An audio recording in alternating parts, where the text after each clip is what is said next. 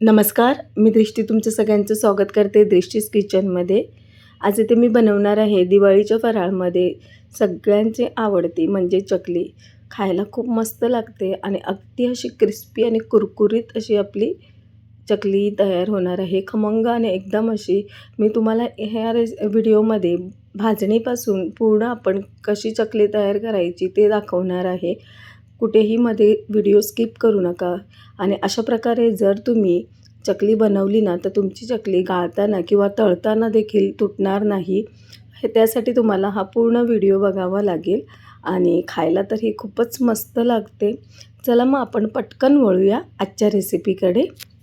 इथे मला चकली बनवण्यासाठी मी इथे राशनचे तांदूळ यूज केलेले आहे. तुम्ही कुठलेही तांदूळ यूज करू शकता. इथे मी 1 किलो तांदूळ घेतलेले आहे.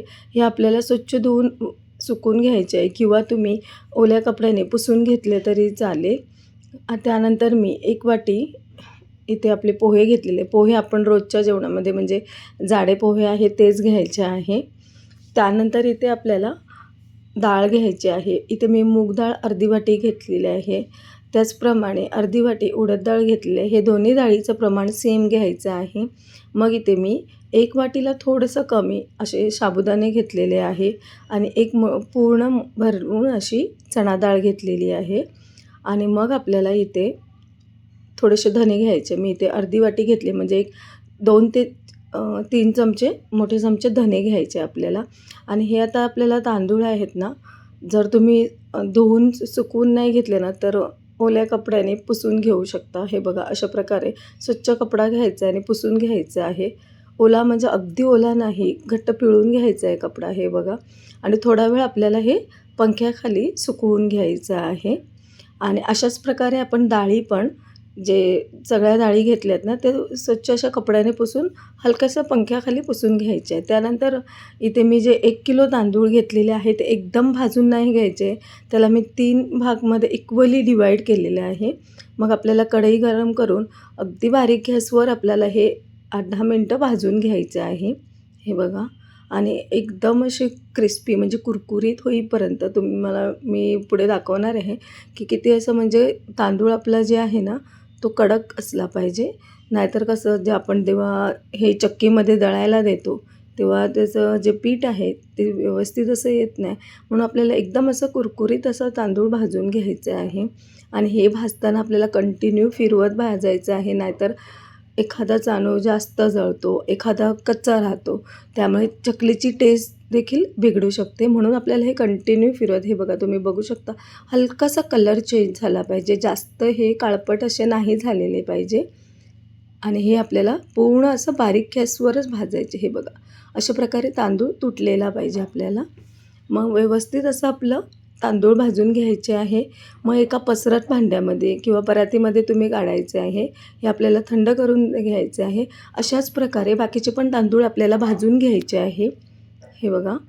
आणि हे थंड करायचं. मग आपण त्याच कढईमध्ये जे आपण 1 वाटी चणा डाळ घेतलेली आहे ना ती घालून घ्यायची आहे आणि व्यवस्थित अशी भाजून घ्यायची. चणा डाळ देखील आपल्याला एकदम असं खरपूस खमंग अशी भाजून घ्यायची आहे.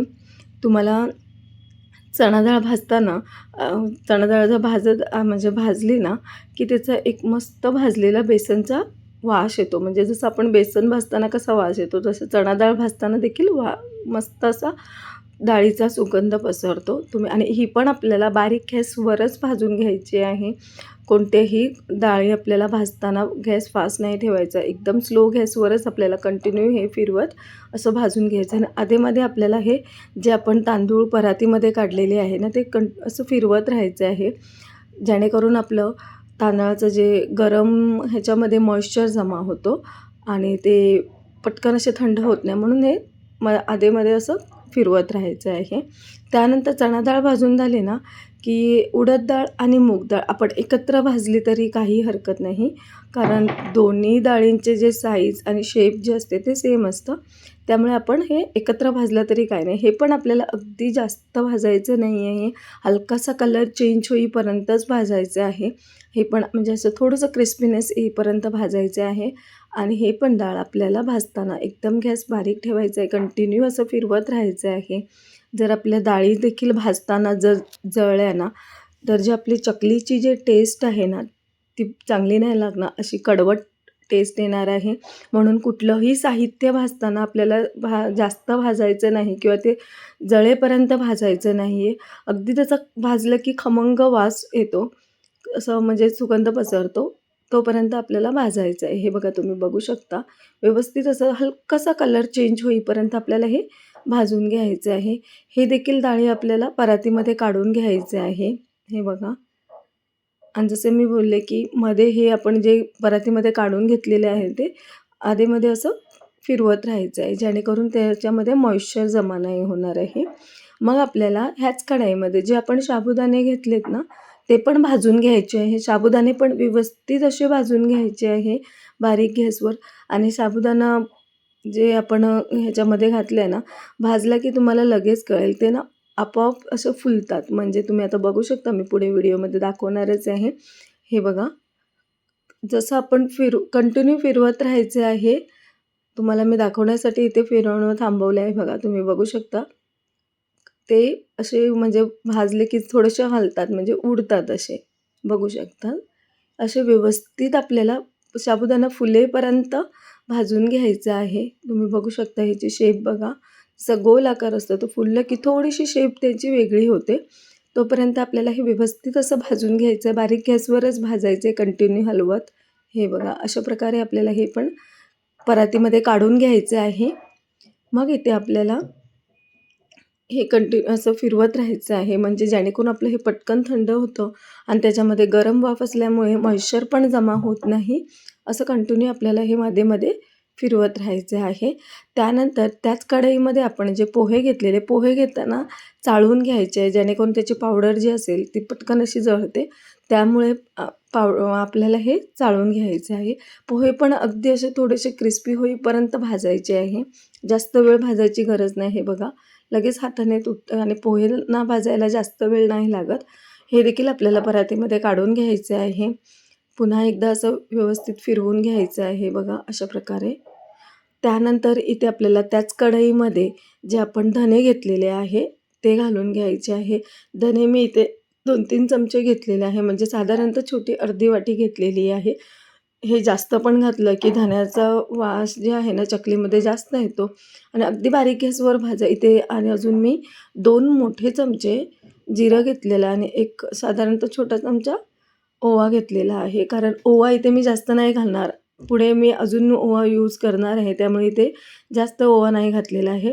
हे देखील आपल्याला ह्याच्यामध्ये घालून घ्यायचं आणि हे अगदी 1 मिनिटामध्ये आपल्याला हे भाजून होतं. ह्याला जास्त वेळ नाही लागत भाजायला, धने आणि जिरे यांना. कारण तवा आपला तवा नाही, कढई आपली ऑलरेडी गरम असते. हे कंटिन्यू फिरवत राहून आपल्याला हलकंसं हे उन्हामध्ये किंवा ह्याच्यामध्ये थंड नाही करायचं. थंड झालं की आपल्याला हे गिरणीने दळून आणायचं आहे. हे बघा, चक्कीमधून, आणि व्यवस्थित असं मस्त असं दळून घेऊन यायचं आहे आपल्याला. मग ह्याच्यासाठी आपल्याला चकली बनवण्यासाठी पाण्यामध्ये उकळ घ्यायची आहे. आपल्याला पाणी इथे उकळून घ्यायचं. इथे साधारणतः मी 4 ग्लास पाणी उकळून घेतलेलं आहे. हे बघा, पाणी व्यवस्थित असं गरम झालं की ह्याच्यामध्ये आपल्याला 2-3 चमचे तेल घालायचं आहे. हे बघा, आणि पाणी गरम झालं कीच आपल्याला ह्याच्यामध्ये तेल घालायचं आहे. त्यानंतर आपल्याला ह्याच्यामध्ये पाण्याला व्यवस्थित अशी उकळी आली ना, की आपल्याला लाल तिखट किंवा आपल्या घरचा मसाला घालायचा, किंवा तुम्ही मार्केटमध्ये चकलीचे मसाले अवेलेबल आहेत ते पण घातले तरी चालेल. पण इथे मी होममेड म्हणजे घरातलाच मसाला यूज केलेला आहे. 1 चमचा हळद घातलेली आहे आणि 1 मोठा चमचा इथे ओवा घातलेला आहे. आणि इथे 2 मोठे चमचे मी सफेद तीळ घातलेले. तीळ तुम्ही जास्त पण नाही घालायचे, कारण जेव्हा आपण चकली गाळतो किंवा तळतो तेव्हा ते सगळे तीळ बाहेर येतात. त्यामुळे जास्त तीळ नाही घालायचे. इथे 2 चमचे बरोबर आहे. त्यानंतर चवीनुसार मीठ घालायचं आपल्याला. हे बघा, पाणी आपलं व्यवस्थित गरम झालं आहे, पण एवढं गरम नाही झालं. आपल्याला उकळी घ्यायची आहे, म्हणजे जेणेकरून आपले मसाले व्यवस्थित असे पाण्यामध्ये मिसळेल, म्हणून आपल्याला एक अशी उकळी घ्यायची आहे. पाण्याला अशी उकळी आली की जे आपण गिरणीमध्ये दळून आणलेलं आहे पीठ, ते घालून आपल्याला पूर्ण असं फिरवून घ्यायचं आहे. हे बघा, अशा प्रकारे कंटिन्यू फिरवत राहायचं आहे. आणि हे फिरवताना आपल्याला गॅस बारीक करून घ्यायचं आहे, कारण हे फिरवायला थोडा वेळ लागतो. आणि जर तुम्ही गॅस फास्ट ठेवला ना, तर खालून हे जळण्याची शक्यता असते, म्हणून हे आपल्याला बारीक गॅसवर फिरवून घ्यायचं आहे. मग झाकण लावून एक 5 मिनटं ठेवून द्यायचं आहे आणि 5 मिनिटानंतर आपल्याला हे गॅस बंद करून घ्यायचं आहे. हलकंसं पीठ आपल्याला हे थंड करून घ्यायचं आहे. म्हणजे आपण थोडंसं कोमट पीठ असलं पाहिजे. हे बघा, परातीमध्ये मी काढून घेणार आहे आता हे आणि हे आपलं हलकंसं थंड झालं ना, की मळून घ्यायचं आहे पीठ.